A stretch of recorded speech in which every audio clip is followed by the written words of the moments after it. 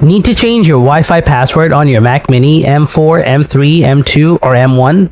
It's quick and simple. In this guide, I'll show you how to update the Wi-Fi password on Mac Mini, M4, M3, M2, or M1, step by step. So let's get started.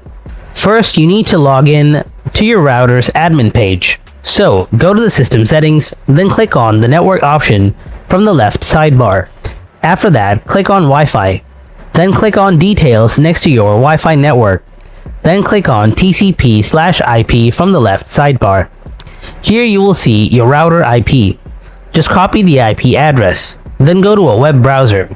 Paste the IP address in the address bar. Now log in to your router admin page with the admin password. This is not your Wi-Fi password. If you never changed it, the default login is often something like admin123 for both fields. I'm using my router dashboard. Then select the wireless option from here. Now look for the Wi-Fi field under the wireless settings. Then enter your new password here. Finally, save the changes from below. And that's it. This is how you can update the Wi-Fi password on Mac Mini, M4, M3, M2, or M1. If you found this video helpful, then make sure to like and subscribe to my channel. Thanks for watching, and I'll see you in the next video.